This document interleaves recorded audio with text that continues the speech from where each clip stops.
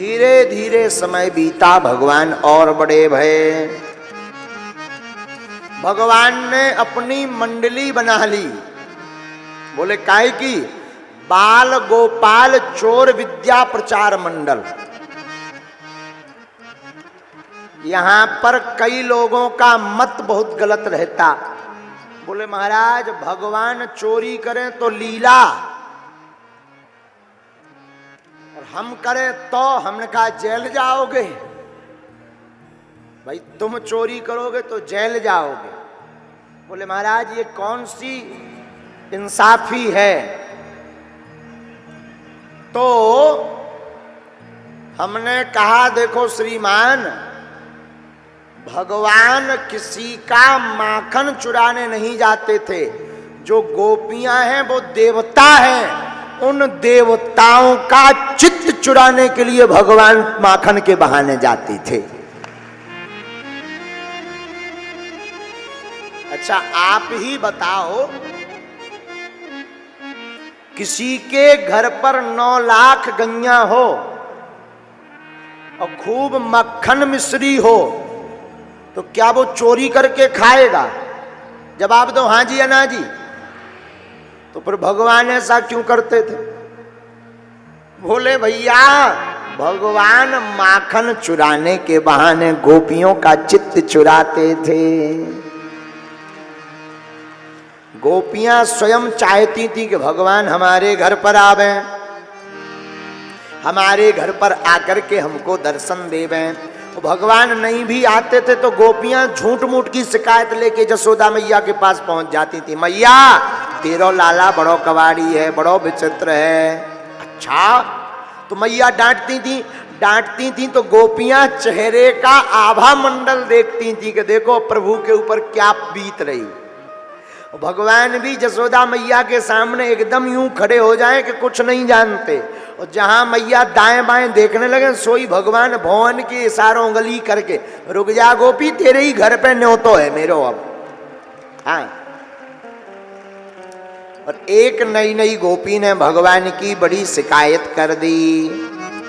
भगवान आखन के इशारे से बोले गोपी हाँ तैयार है जा, कल तेरी घर पे पंगत होएगी। गोपी तो चली गई, उसे पता था इन्होंने इशारा किया पक्का है आएंगे। तो बा गोपी ने अपनो माखन अपने मायके भेज दो, सब एक छटाक नाए रखी। भगवान गए बा गोपी के घर पर, माखन तो मिलो ना है, पूरे हार देख लो पर कहूं माखन ना है मिलो, मटकी ना है मिली। क्या किया जाए? तो एक जगह पर उस गोपी की ननंद सो रही थी खाट पर, बिस्तर पर, उसकी चोटी लंबी लटक रही थी। भगवान ने सोचा माखन तो मिला ही नहीं, कुछ नाटक करके जाएं।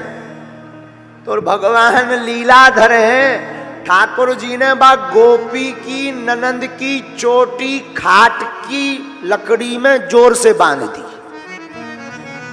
कसकर एकदम 8-10 गांठ लगाकर। और हमारे ठाकुर जी कान तक पहुंचकर जोर से बोले हव्वा, और हव्वा कह के दौड़ लगा दी। जहां हव्वा कहो भैया सोई बा गोपी की नींद खुल गई, और नींद खुली जैसे ही उठ करके बैठी और भागने लगी, सोई खाट पीछे पीछे खिसकने लगी। चोटी बंधी थी, चिल्ला करके बोली अरे बचाइयो बचाइयो मोए हव्वा ने पकड़ लो है। गोपी भागती भागती आई, जो शिकायत कर गई थी, देखा भैया कौन हव्वा है, जे हव्वा बव्वा कौन बन गो। देखा वहां पर तो कोई नहीं, पर ठाकुर जी दरवाजे पे खड़े अंगूठा दिखाए, कहो गोपी।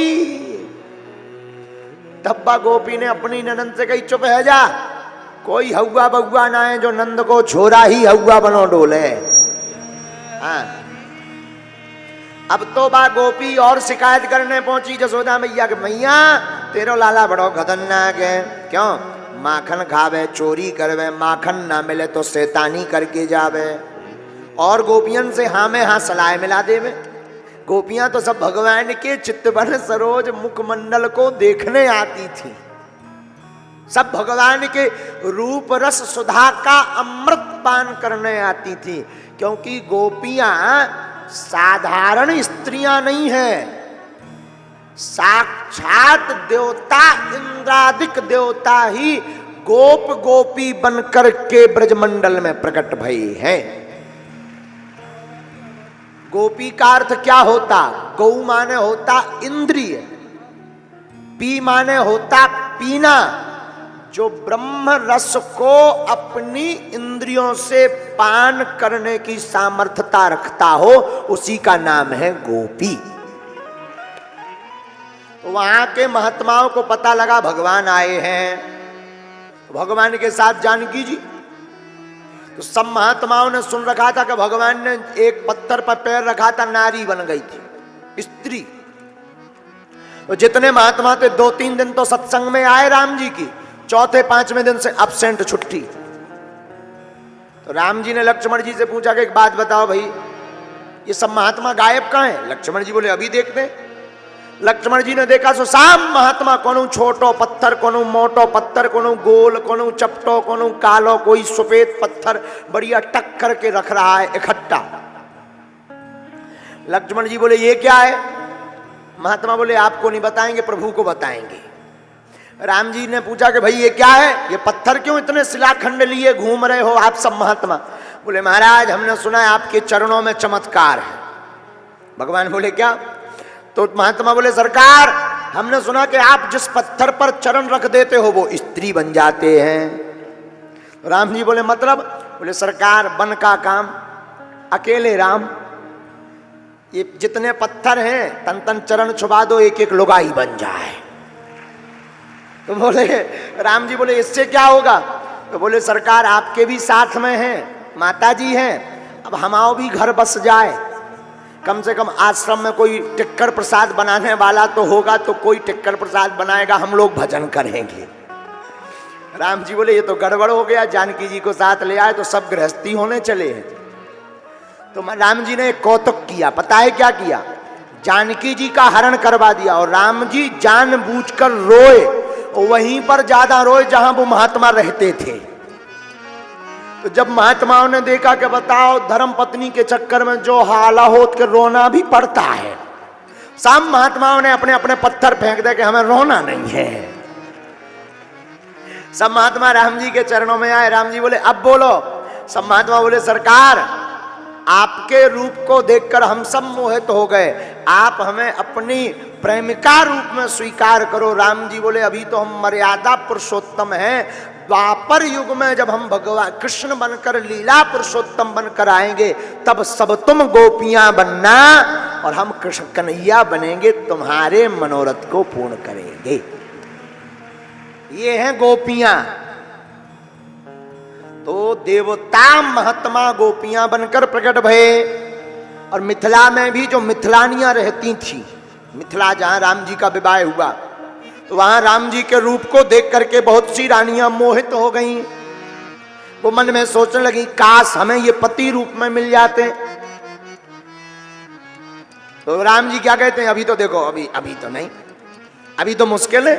क्यों? क्योंकि अभी तो मर्यादा पुरुषोत्तम है, लेकिन जब कृष्ण अवतार लेकर आएंगे तब सबको स्वीकार करेंगे।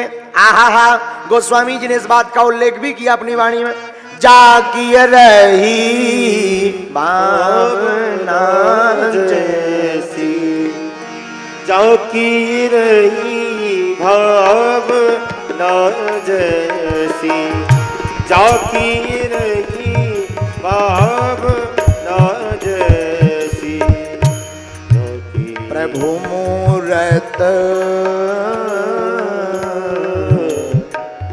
जैसी।